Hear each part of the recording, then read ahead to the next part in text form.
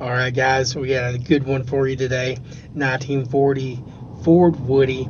This is a metal model kit, so your frame is going to be metal, your hood's going to be metal. There are some parts to assemble. It's not like a metal kit. One of the newer ones, there is a lot of parts that you have to put together, including the engine. So let me know if you like it. Hit, comment, subscribe.